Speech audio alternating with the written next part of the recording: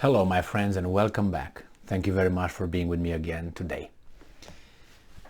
The United States keeps sanctioning everyone that they don't like, and then they wonder sometimes why some countries or some entities do not like them. And I have a lot of American friends who do not understand this. And it's not about the people; it's about the government's actions. Obviously, the governments are elected by the people, if you really want to go to what the bottom line is. But here is the United States decides to place a sanction or an embargo on a country. And then after it does that, whoever makes business with that has nothing to do with the United States. They're going to threaten that entity, country, firm, company, whatever it is, with sanctions, basically with retaliation. Where is that competition? Where is that? Who gave you the right to do this? It's a good method. Yeah, you can dictate someone to behave, but who are you in relation with that? Are you competitors? Okay. Well, if you're competitors, don't tell me about alliances. And I'm going to tell you why. I have here an article where the United States sanctions firms, they say companies, that do business with Iran. Iran is sanctioned by the United States of America. And there are companies from United Arab Emirates that the United States just spoke with them, I think, requesting a greater output of oil to help them and the world economy and all that. And now they sanction companies from those countries, and they want to be all just business. As I had a friend I worked for that person, and that person, used to, made some decisions towards other people, and he would tell me, it's just business. Yeah, mofo, it's just business, but you affected that person's life. So don't take it personal. What do you mean you don't take it personal? You fire me. How should I take it? Impersonal? So let me tell you what's happening. You fire me. I'm not going to have a job. I'm not going to have money. I have children. I have a wife. I have a life. And it's personal. It's mine. And you fire me. And you tell me don't take it personally? Personally? Do you mean I should not get angry? Even if it's my fault. But don't say that. I will definitely take it personal. It's not a business. What do you mean business? It's just, that's how we say it. It's just business, United Arab Emirates. It's just business. I'm going to sanction those companies, but I love you. Give me more oil. Put on the market. So this article comes from the Associated Press from August 1st, 2022. U.S. sanctions UAE and Hong Kong firms that ship Iranian oil. I thought they want oil, but they want it on their terms. The U.S. has sanctioned an United Arab Emirates-based firm and several Asian companies for facilitating the illicit by U.S. standards. That's illicit because they said it's illicit. They made the rule to be illicit. Several Asian companies for facilitating an illicit sale of millions of dollars worth of Iranian oil for shipment to East Asia. I thought that, let's say tomorrow you put an embargo on Ukraine, and Ukraine cannot ship its grain to the rest of the world, and the rest of the world is starving. What are you going to do then? Well, the oil is needed by these countries to survive. If you impose sanctions on Iran and these companies who provide illicit services, then don't you think those countries are affected by that? Their people, their citizens? Don't take it personal. What do you mean? Don't take it personal. Their lifestyle, their lives are going down. How do you want them to take it? And then you wonder if you go over there and you speak English, they will look at you like sideways and say, "Oh, these guys are so hateful people. I felt awful over there." Well, why don't you look a little bit into what's going on around the world, and then you figure out why. So, the Treasury Department Office of Foreign Assets Control on Monday, U.S. imposed the sanctions on UAE-based Blue Cactus heavy equipment and machinery spare parts trading for providing support to the Iranian petroleum trade. Well, we need petroleum right now, United States. Countries are dying. People are going to be without heat, without, the price of oil is high. What are you talking about? Don't be so bad.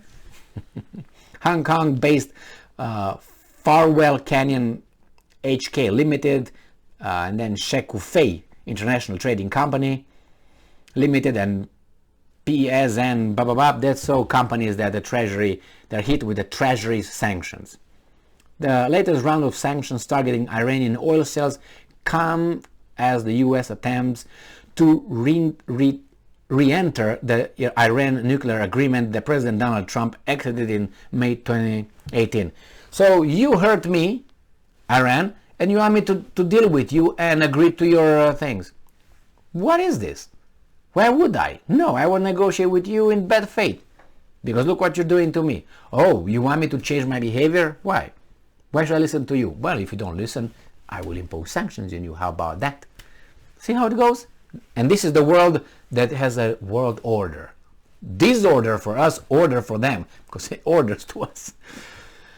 All right. President Joe Biden's administration has been working to renew the agreement which placed curbs on Iran nuclear program in exchange for billions of dollars in sanctions relief, which Iran insists it has never received. Well, that's bad. Bad payer can be, bad payer. And I'm quoting, the United States continues to pursue the path of diplomacy, economic sanctions / diplomacy, to achieve a mutual return to full implementation of the Joint Comprehensive Plan of Action. You want to impose something and that independent sovereign country doesn't want to do it, and you're going to hurt it. You want me to give an example? Cuba. There you have it, one of them. Also known as the Iran nuclear deal. Brian Nelson, the Treasury Department Undersecretary for Terrorism and Financial Intelligence, said in a statement, and I'm quoting, until such time as Iran is ready to return to full implementation of its commitments that we imposed, and they have to agree, we will continue to enforce sanctions. We're going to continue to hurt them on the illicit sale of Iranian petroleum and petrochemicals. Yeah, that's great. The sanctions also come ahead of OPEC Plus meeting that begin this week, where the United States and the European nations have passed cartel members named Saudi Arabia and pressed cartel members named Saudi Arabia and UAE to pump more oil in hopes of reducing gas prices for American consumers. And you gonna sanction their companies. Great. And they will be okay. Yeah, all right with that. This is how they work. You do it, if not, I'm gonna hit you. And their punishment and rewards were like this. The rewards from not being punished, that's the reward. It's only one way. We're going to punish you, and the reward is that we're not going to punish you. It's not that we're going to give you something. No, we're not going to hurt you more. We're going to hurt you a little bit less. The Treasury Department did not respond to a request comment on whether the latest financial penalties could impact U.S.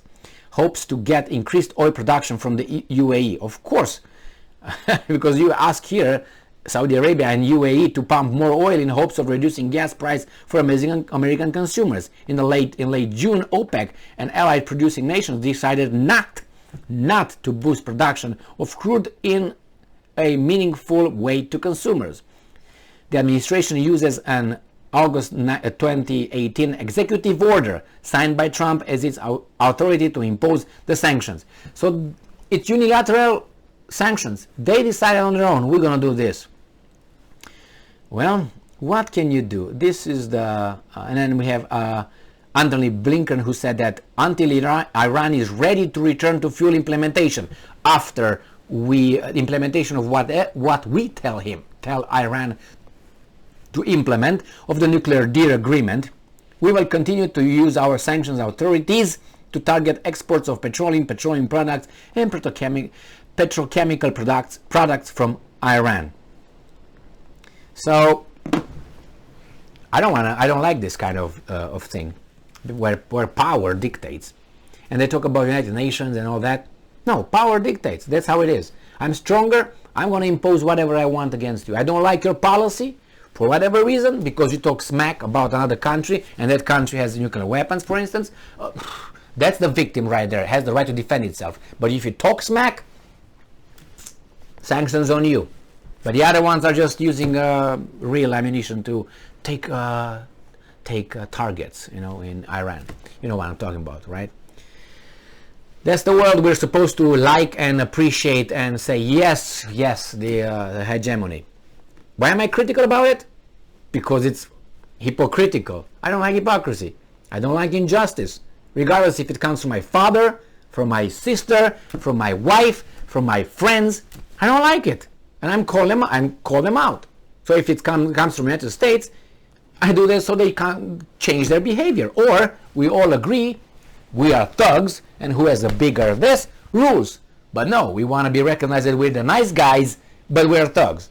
It doesn't work. This bothers me. At least say it. Yeah, man, I'm a thug.